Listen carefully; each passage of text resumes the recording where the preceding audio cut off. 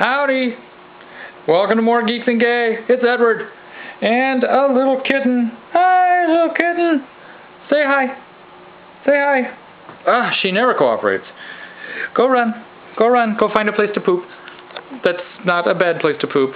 She's actually really good about that. No Joseph, no Karen this week because I forgot to tell them. That's kind of really the big reason. You'll hear me make up some sort of other thing, but really, I just didn't tell them because I was a goober and realized at the last minute, oh crap! So I didn't even tell myself. But it's now time to get this puppy started. And thank you for being here. Yeah! There's no need to fear. Underdog is here.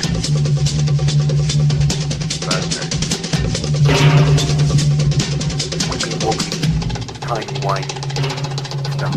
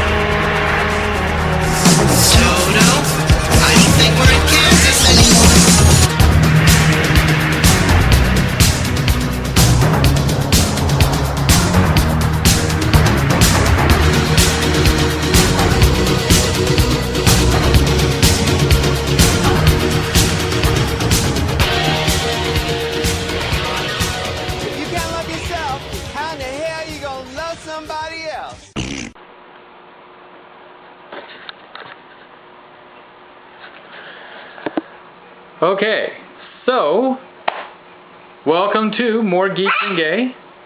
Damn bird. Okay, so, this is Edward. Hi, how you doing? I know it's been a little while since we've been on a regular schedule, but I really should do something about that bird. Really, really should. Squirt, squirt, squirt, squirt. I will squirt you every time you squawk. Yes, I will. Well, actually, here, I'll let you out. Yeah, you can walk around.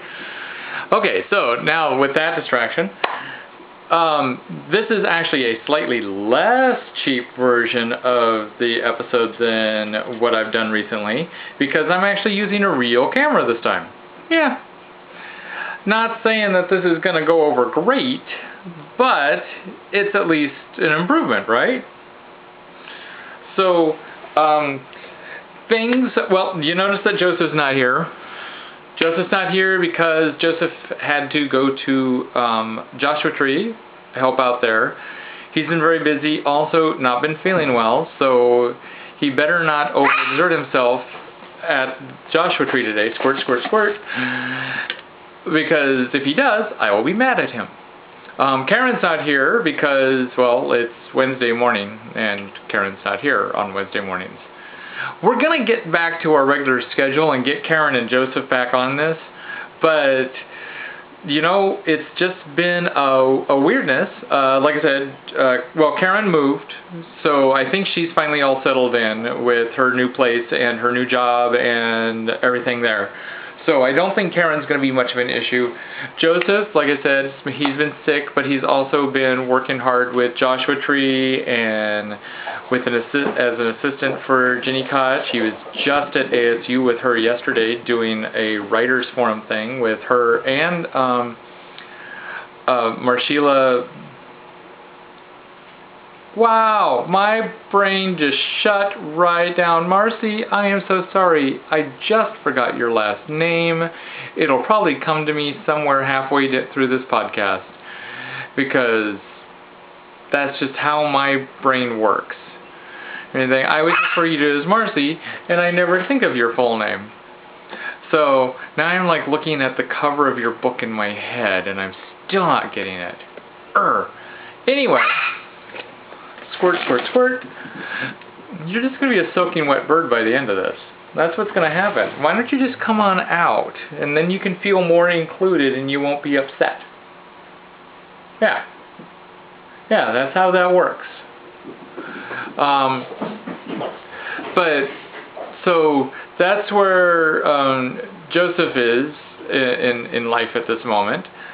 And then me, I started my new position at work, so that's been interesting. I'm now salary, which is odd, because I'm like a good salary. I'm a salary that gets overtime. But they don't have me correct in the system, so I can't get my overtime yet. I'll have to apply for it when they finally get me set up correctly in the system.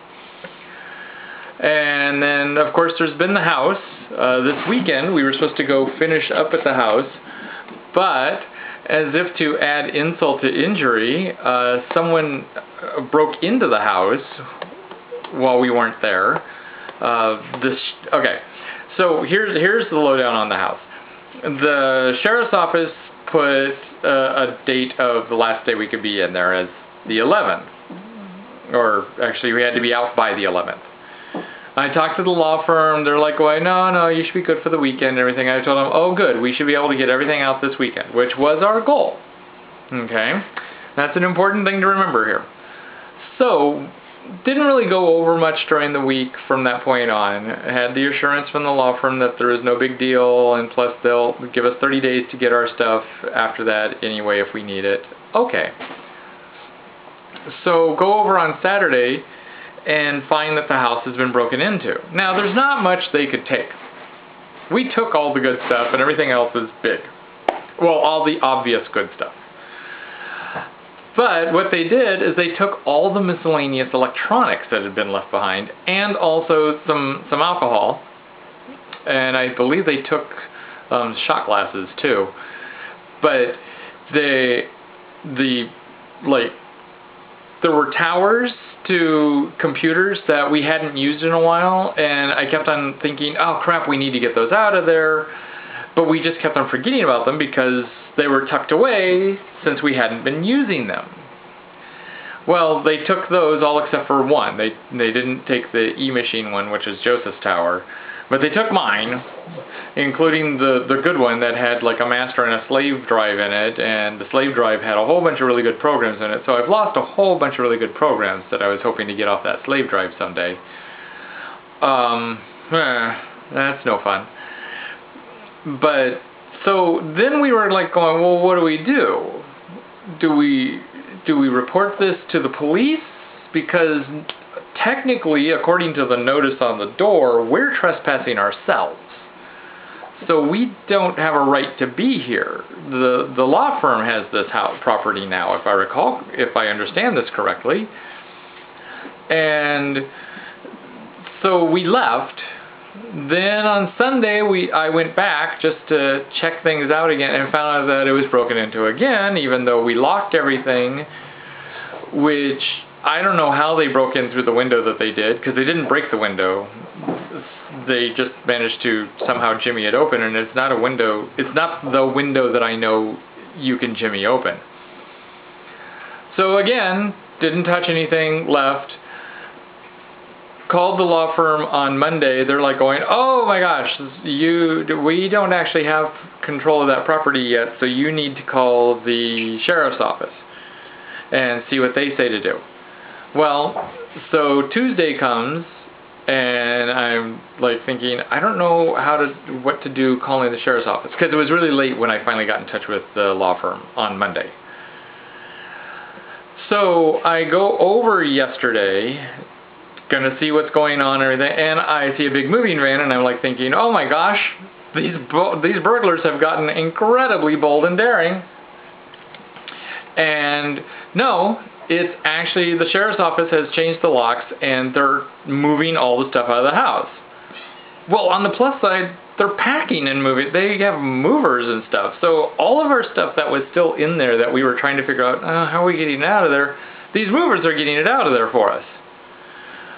And from what I've gathered, I need to double check this, but we have access to the storage unit that they've put it in for 30 days, which means that they actually did all the worst part of the moving for us that's left.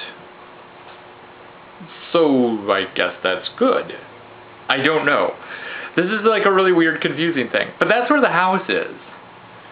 That's how it is. We're, I guess, technically done with the house. Now we're just dealing with a storage unit.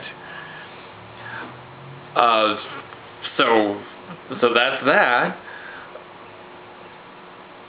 Yeah, that's the end of that story, really.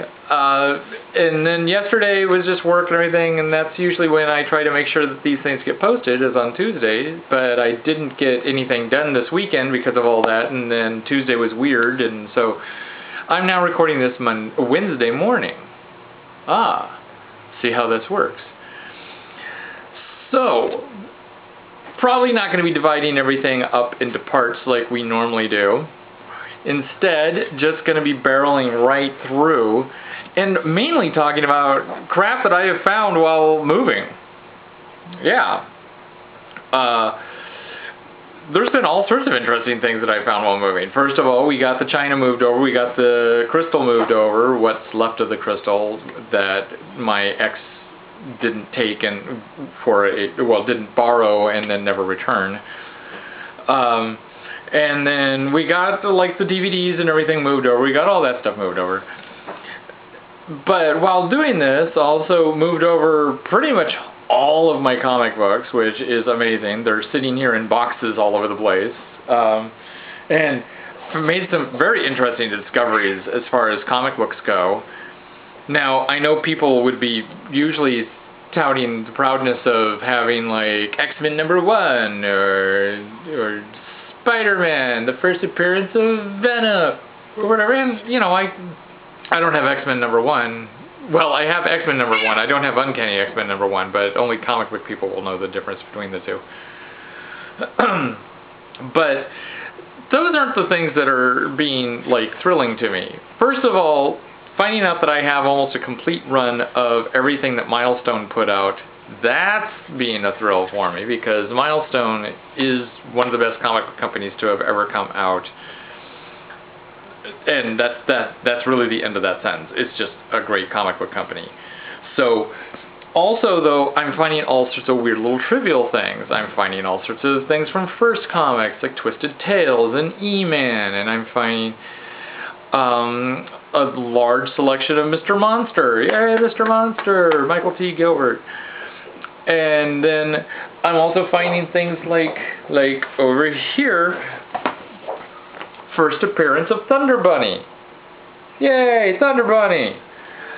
I didn't know I had the first appearance of Thunder Bunny. I don't know where I acquired the first appearance of Thunder Bunny, but I do have Thunder Bunny #1. Now, first appearance of Thunder Bunny was in Charleston Comics. Thunder Bunny #1 is actually Archie Comics when they developed their Red Circle line for superhero stuff. I also have Thunder Bunny when it went to Warp Graphics. I have Thunder Bunny when it went to Apple Publications. I have pretty much, I think, every issue of Thunder Bunny. Thunder Bunny is an interesting comic book because it kind of combines furry animal comics, or funny animal comics, and superhero comics. Basically, the hero of Thunder Bunny is the last survivor of a race of anthropomorphic animals, and he was their hero. This kid, who I can't remember the name of, but he basically discovers a ship or whatever that crash landed on Earth. He accidentally puts his hands in the wrong spot. He gets imbued with Thunder Bunniness, and he's able to, when he claps his hands together, he's able to become Thunder Bunny, which makes it to where he's really strong, and he's pretty much invulnerable, and he has flight, and all those cool powers, except for he's also like got a little cottontail and the head of a bunny, which he finds very embarrassing, so he's not really eager to become Thunder Bunny once he realizes how ridiculous he looks every time he becomes a superhero. Also, he has to be able to have an image of himself in his head, a very clear image of himself, and clap his hands to be able to change back, and he finds that the longer he is Thunder Bunny, the harder that is to do. So he's kind of a weird, reluctant superhero who still goes out and saves the day because the world needs heroes, but at the same time, he's not really happy about it. And it actually ended up being a more interesting comic book than what, the title Thunder Bunny would imply. Also, I found out that I have the first issue of Jigsaw. Ta-da! This may actually be the only appearance of Jigsaw outside of Fred Hembeck. This is from Harvey Comics, which are the same people who put out Casper and Hot Stuff and Little Lulu. They put out a superhero line for a while, Harvey Thrillers. And Jigsaw is a guy who was rescued by aliens, but they didn't know exactly how to put him together again, so they just put him together with robotic stuff, and he's able to rearrange his body parts to stretch, and I don't remember what else. But just an odd concept. Like I said, this very well may be the only issue of Jigsaw out there. Well, there's other issues, but I mean, issue number 1 may be the only issue that ever came out. I know that Fred Hembeck included him in at least 1 or 2 of his little reminiscences of superheroes, but I don't think he made it anywhere. I'd be really curious to see if there was more to Jigsaw, and if maybe anyone else decided to pick him up, because Thunder Bunny got picked up by other comic book companies. The Archie heroes that came out, Fly and the Shield and all that, DC has twice tried picking those up. So, and then now Archie is coming out with it again. Those have stuck around. Jigsaw? I don't know. Now, this is not one of those things that I just found, like Filler Bunny. Filler Bunny, yay, we found Filler Bunny. But, if you're looking for something interesting to read and you happen to have one in your local comic book store, Dr. Oblivion. Ta-da, Dr. Oblivion. Cute comic book. Cute comic book, basically a supervillain, and the first issues and the first storyline involves, this is Dr. Oblivion's Guide to Teenage Dating, which involves him dealing with the fact that his teenage daughter is going out with a guy who may be his new arch nemesis, superhero. So Dr. Oblivion's a supervillain. There's this new superhero on the look called, what is it, Mongoose. And then he happens to be able to put a retinal scan on Mongoose and his daughter's new boyfriend and find out that, yeah, most likely same guy. What do you do in that situation? I don't know. But it is written and drawn by Jeff Pina. Hi, Jeff. And Jeff actually works at the comic book store I go to, which is now just down the street. Now, Jeff needs to learn to put prices on his comic books so people know what to charge for them. Yeah, Jeff. I have no idea what I was supposed to pay for this. But if you're in the mood for something cute and you enjoyed like Despicable Me or you enjoyed Mastermind, Dr. Oblivion's Guide to Teenage Dating, cute comic book. I say go for it. Also, while moving, rediscovered some books, including, and this is going to be probably the main one I'm going to look at here because it's the only one I have near me. I was reminded how much I enjoy, well, there's an author that I always forget that he's pretty much my favorite sci-fi author, outside of maybe Isaac Asimov. And that is Robert L. Forward. He writes hard science fiction. This is Dragon's Egg. It involves basically a manned rocket from Earth encountering a quasar, I believe, that is a moving quasar that happens to be traveling close enough to the solar system that we're able to get there and check it out. Or no, I think it's a pulsar. And unbeknownst originally to the humans, life has evolved on this star. And then let me see, it doesn't say a neutron star. Okay, it's life on a neutron star. So I got it wrong 2 times. Life on the neutron star, though, like measures its time in like nanoseconds and stuff. So while the rocket ship is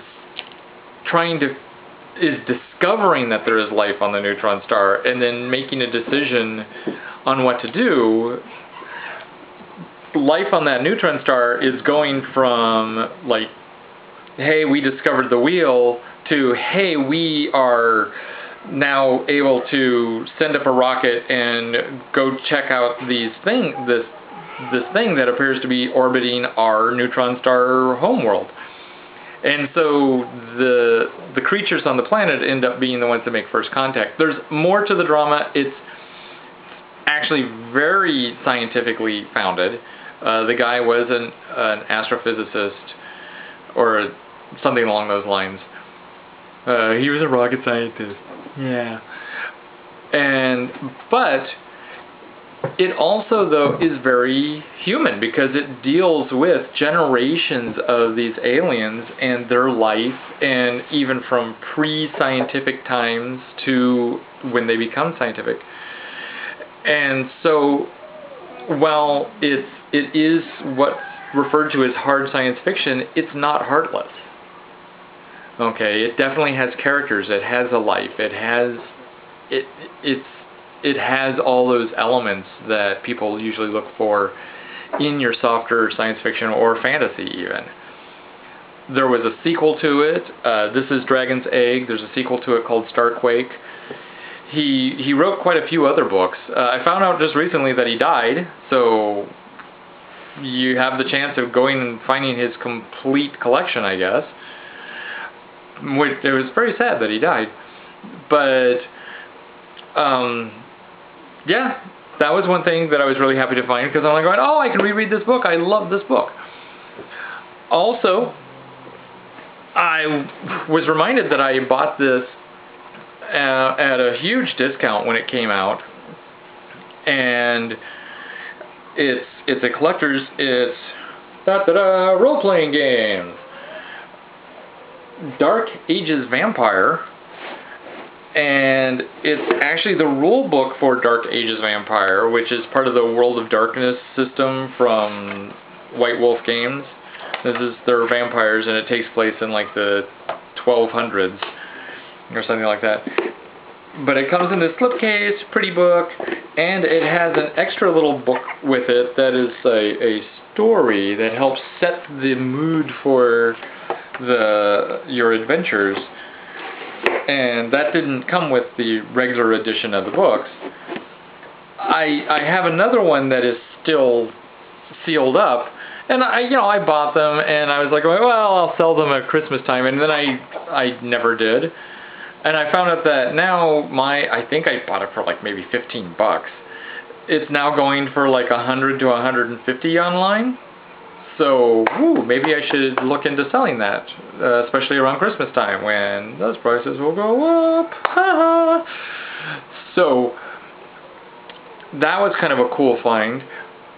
Also, found just odd little tidbits, like this box of odd little tidbits.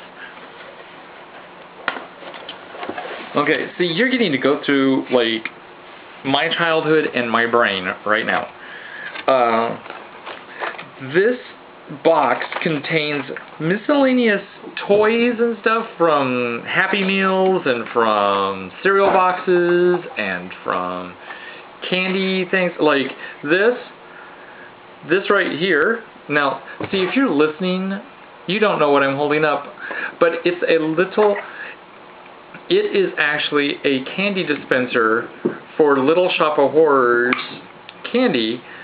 And it's in the shape of Audrey 2. And you can even open its mouth. Feed me. Here is a little fortune teller top from, I believe it's McDonald's. I might be wrong on that. And it's from the movie Aladdin. And you spin it, and then whatever side it lands on, you rub the magic lamp, and the heat of your finger makes a word appear, like yes, no, maybe, something along those lines. And then for a little while, they came out with these candies that appeared, what is it? Chug-a-can candy. And each one is a different can, parody can, of actually alcohol, which that's interesting for kids. And you have like a little pop top, and you poured out the candy, and then you kept the can as a little collector. This is Wild Budweiser. And then what is this one here?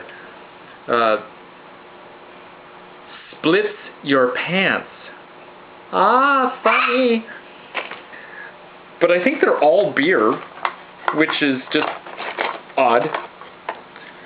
And here's a maze that came with blueberry flavored Waffle-Os.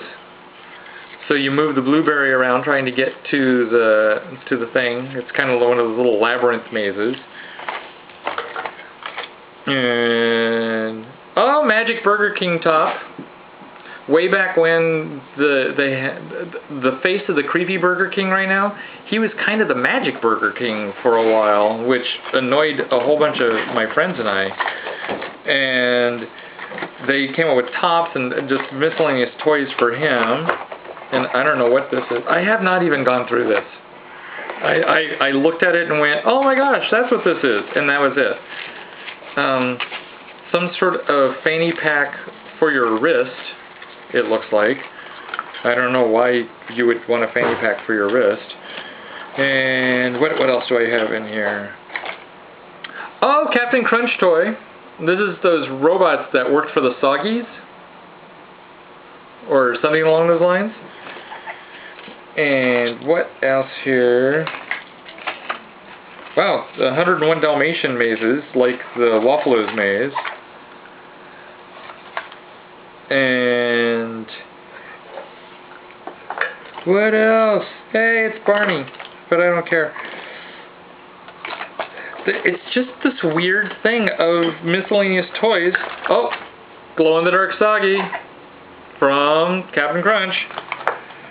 Means there's a chance that I have a glow-in-the-dark captain in here too. Well, he wouldn't be glow-in-the-dark, but I might have a captain in here. Little frisbees from Captain Crunch. Just all sorts of weird little things in this box. When I saw the box, I was like going, what is that? Why is there a box in there? And when I opened it up, I was like going, oh my god, this is a whole bunch of weird little things. Oh, I believe this is from Captain Crunch. It is a glow-in-the-dark globe of the moon. Yes, a globe of the moon. Not to be outdone by a blue globe of the earth, which I actually think had stickers that you put on it to, you know, make it so that you could see the continents. Otherwise, you're just looking at it going, hey, I think that's Asia. Because it's all blue. And I don't know what this is.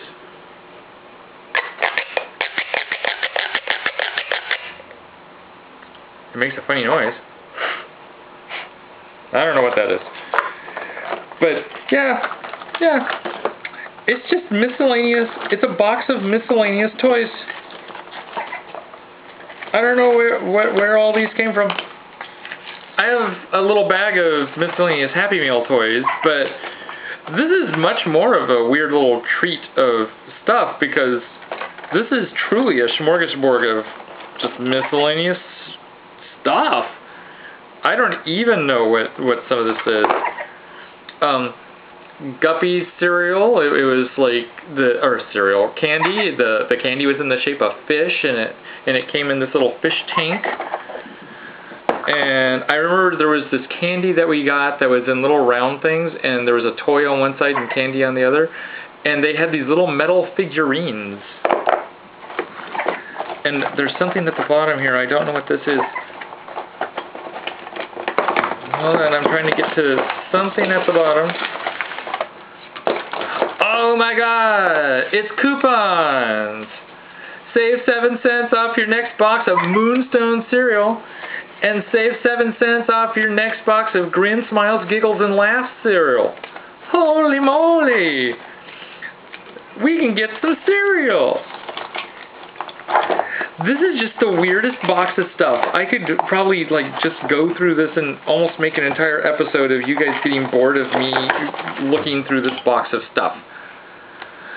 That would... Here's something. I don't know what this is. It's a Crunchberry die or something. But it's flat. Okay, now I'm going to put this box away because I will just get distracted and just keep going through this box. And I don't want to do that. So, there we go. It's right over there. So, that's kind of weird little highlights of stuff. Okay. Well, actually, let me check here. And it's going. Okay, good. Okay. So, hey kitty, you can't eat that. That's my oatmeal. Do not eat my oatmeal. So, just a couple more little discoveries from the house. Okay, and then we will move on with our lives. First of all, I also discovered my box, what is it? Alan Sherman, My Son the Box. Alan Sherman is that parody guy who kind of inspired Weird Al Yankovic, and he's the guy who wrote Hello Mudda, Hello Fada, and a whole bunch of other great little songs. And this is a collection of a lot of his stuff from, I forget which company it was. He did some recordings with another company, and they're not included here, but it even includes his sequel to Hello Mudda, Hello Fada, which is like Hello Mudda, Hello Fada 2 or something, which he only performed on The Tonight Show with Johnny Carson. But Alan Sherman was also the voice of the Cat in the Hat. Yeah, he was. So there's that. Found this Amazing Spider-Man book and record set. It's fun to read as you hear. So you get to read the comic book and, I don't know, listen to this spiffy record. If you have a record player, which I do, but it's packed away in the tech box because it's one of those that burns things into an MP3. Also, everybody's seen a Coca-Cola glass with its distinctive look of how it's narrow at the bottom and then it's like a Coca-Cola float glass and everything. But in our cabinets, and I've moved them over, we also had 7-Up Uncola glasses, which look like Coca-Cola glass that turned upside down. And everything with the narrow end at the top. So if you turn it upside down, it looks kind of like a Coca-Cola glass. But if you put them next to each other in their rightful positions, they kind of marry next to each other. Aww, ain't that sweet? 7-Up and Coca-Cola getting along in perfect harmony, even though they're exact opposites of each other. Yes, they are. So, and that's the end of things that I found around the house while we were moving for right now. Don't get me wrong. We will discover more and bring up more. I know we will. It is that time of the year. Time for Monster Cereals. Da da da da ba ba ba. Monster Cereals. Count Chocula, who makes his appearance well, not all year round, but he makes his appearance more than the others. And then, of course, Frankenberry. He came out with Count Chocula originally, and then Boo Berry was their first little friend to come out. Boo Berry, I make your poo blue. I make your poo blue. Although apparently Frankenberry for a while made kids poo red, and it concerned parents. But I've never experienced that. But I have experienced the Pooh Berry. Yes, I have. And then this year they're bringing back fruit, except for they're making it cherry flavor instead of fruit flavor, which I don't know what fruit flavor was supposed to be anyway. But fruit, he was the fourth one to come along. He stuck around for like 10 years, and then they decided, oh, wow, he's not selling because we don't advertise him. And then they also brought back Yummy Mommy.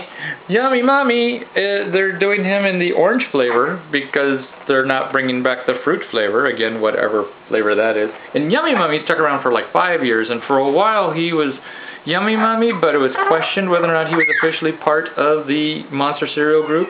But now he's official. He's part of the group. Yay! Now, what could make it even better for my little Monster Cereal euphoria? Going to Target and finding out that they have the original packaging type boxes. Even the lettering was different. Now, the only difference in the original packaging is that they actually have the modern version of the cereal with the shaped marshmallows, because originally they all had little nugget marshmallows. They were all the same size. But here's Count Chocula in his original packaging. Frankenberry in his original packaging. Look, he's pink, he's gay. Boo Berry, he's in his original packaging too. And then Fruit Brute. Oh, I remember I loved Fruit Brute as a kid. And apparently, so does what's his face from Pulp Fiction and Kill Bill. He actually has made Fruit Brute make an appearance, a box of Fruit Brute make an appearance in many of his movies.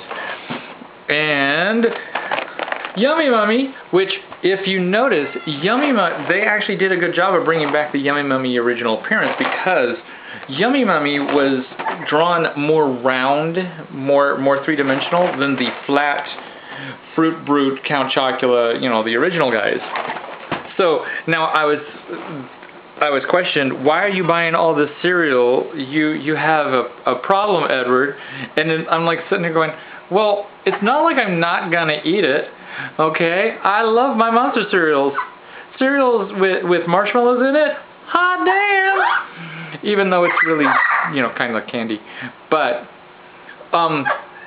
onward to, like, reality of sorts.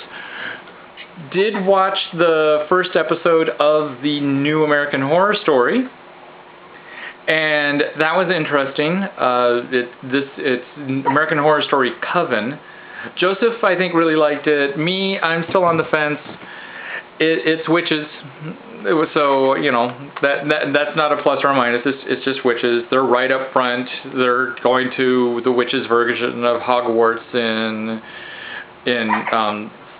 Louisiana, which you can say I'm being cruel, but even one of the characters refers to it as Hogwarts. So they're being sent to a school where they can learn how to deal with their unique talents, and each one has like a different talent. One fucks people to death. Yeah, literally. And human voodoo doll, and another one's like telekinetic. And here's the thing for me, is I'm waiting to find out that it's supposed to be a little bit tongue-in-cheek comedy. I just get this impression that it is not meant to be taken so seriously scary as the others. Even though there's like hints of, oh, we're gonna be scary, it also looks like, oh, we're funny in our own way. That Glee is funny. Yeah. Same guy, so probably gonna have that sense of humor. But that's kind of that. She-Old came out. We only have seen the first episode. We liked it, but at the same time, apparently, well, actually with the move and everything and my schedule, it's been very hard for all of us to get together and watch anything. So it's just sitting there piling up in our show. But I've heard a lot of people saying that they're already ready to give up on She-Old. So that doesn't sound too promising. Also, DC Comics is doing their whole Forever Evil thing, and they did a whole month of comic books for the villains. which sounded like it was going to be good, but it's basically just a whole bunch of origin issues. That's really what it is. And it's like, oh, okay. And then origin issues, and then this is what side we're going to be on this battle. Oh, okay. DC is working really hard to prove to be really boring. Like Marvel boring. And don't get me wrong, all you Marvel fans, I enjoy Marvel, but one of the nice things about DC was different than Marvel in its outlook and how it approached its characters and heroes. And therefore you had a nice little balance from the gritty, paranoid realism and topicality of Marvel to the idealistic and more philosophical and abstract heroes, in a way, of DC. Now DC is just doing the Marvel thing. It's all the same, and it's like, oh, yay, gritty. Gritty all the time, yay. And DC hasn't figured out how to do gritty and make it seem like they know what they're doing as they do it, especially company-wide. There's really not a sense of cohesion here, or planning, or like, this is intentional. So I'm still hoping, and I'm sorry, I gave them a chance. When they did the Crisis and they merged everything and kind of blank slated a lot of stuff, I was on board there. They did a great job with that.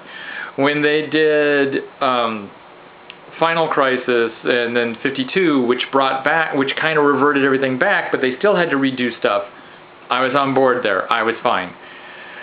This one, it's a whole jumpstart that's just not feeling like they knew what they were starting. It feels like it was tossed together at the last minute. The longer this goes on, the more it feels like they did this just so that they could not pay money to the Siegel and Schuster family for Superman, or Superboy.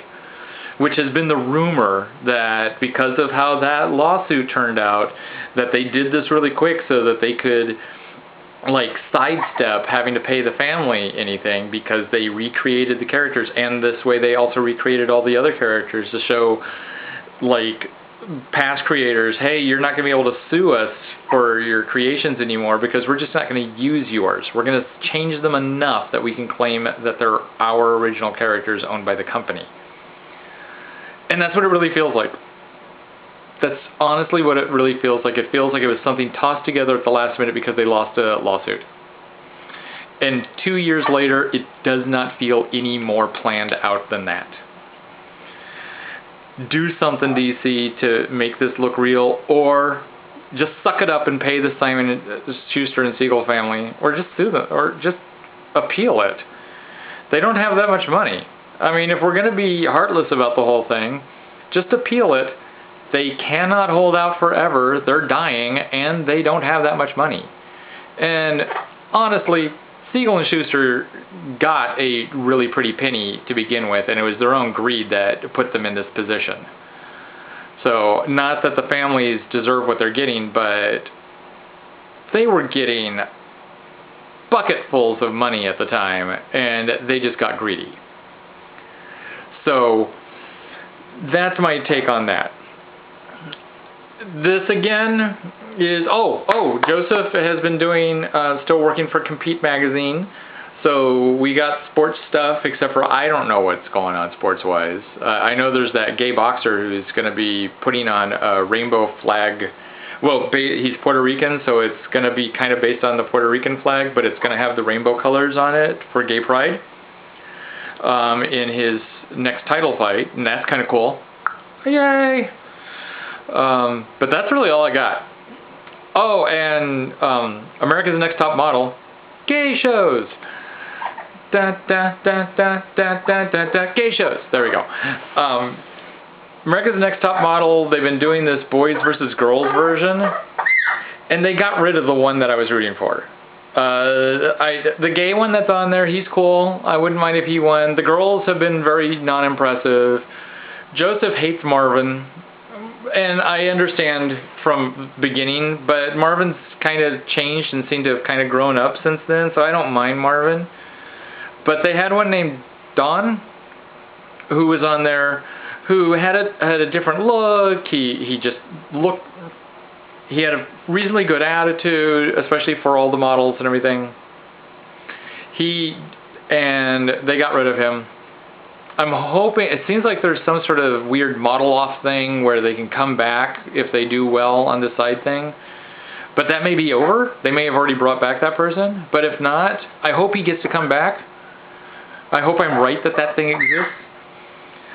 So that's it for gay shows right now, because I can't think of anything else. I just haven't had time to sit down and read or watch TV or anything. We all haven't so much. But we're going to be catching up on that. Just like we're going to start being social and having people over for games and stuff. I would like to thank everybody. I would like to thank Samurai Comics and give again a shout out to Jeff Pina. Go check out Dr. Oblivion's.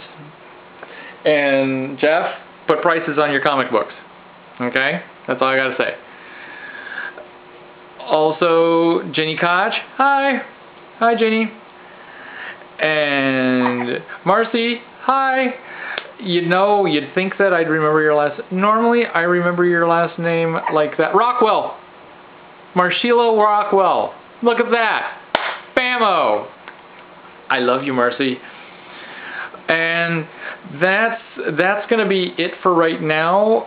And thank you to Linda for getting us this great place.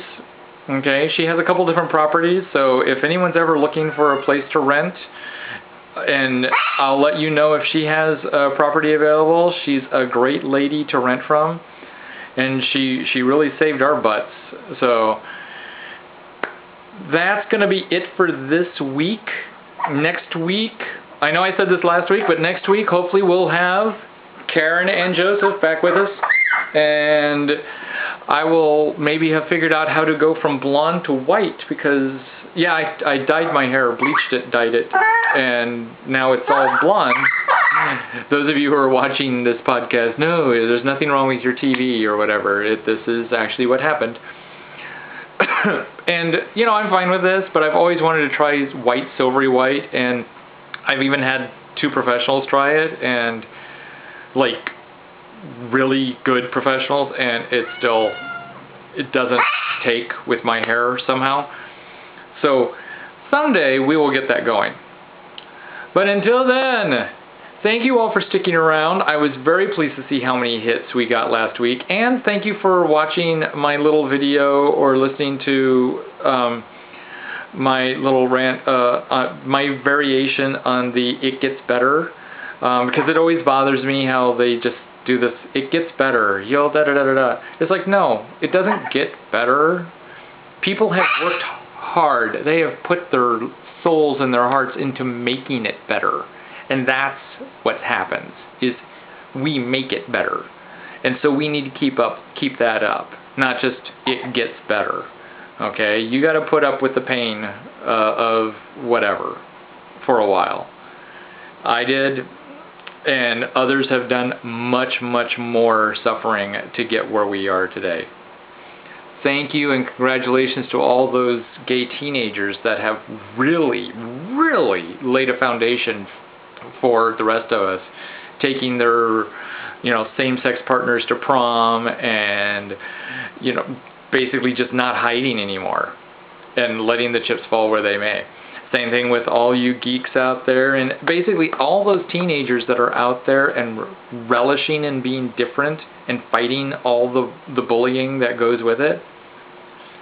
Good job. You're the ones that are making it better. Okay? You're the ones that are pioneering our new, better world. But, enough preachiness. Catch you all next week. Bye!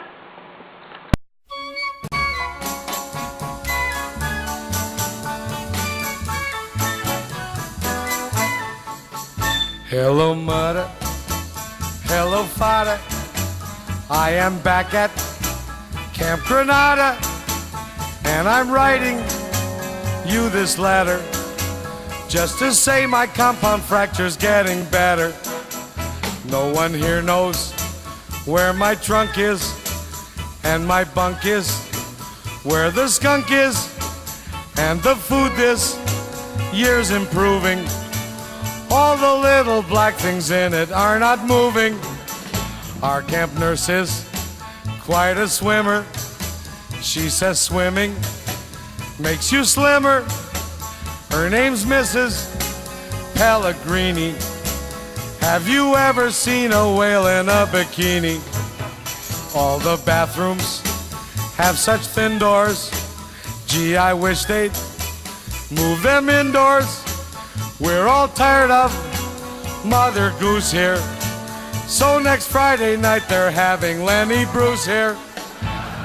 Let me stay, oh mudda fada, let me stay.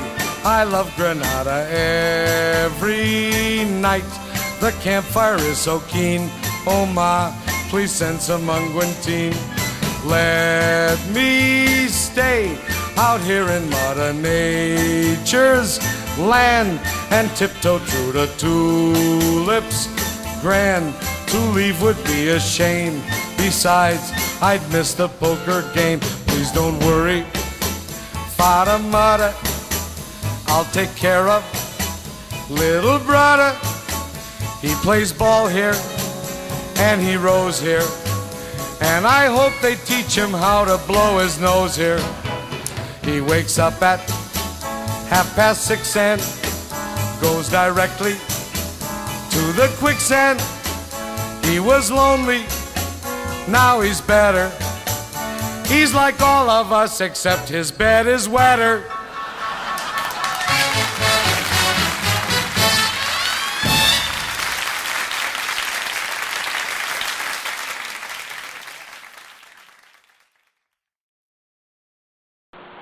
Okay, so I had mentioned the Hello Mudda, Hello Fada 2.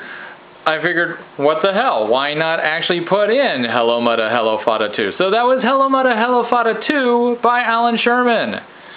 Again, I want to thank everybody. Marshila Rockwell, Ginny Koch. You do just a Google search on them, you will find them. They're doing like a thing for ASU, their literary writers program and things, so that's really cool. Then also Samurai Comics, thank you. Don't forget to check out Compete Magazine. It's a gay sports magazine that is available nationwide. Also, if you're in the Phoenix area, Joshua Tree Feeding Program, they help out people with HIV and AIDS have food. Just check them out on www.jtfp.org. They're a volunteer organization, so any assistance you could offer them will be greatly appreciated. Again, I want to thank you all for sticking around with us, especially during our unfortunate brief hiatus. And we're going to come back stronger, and you're going to help us make it stronger. Yay! So, catch you all next week. Tuesday, Wednesday, some day that ends in the word day. Yes.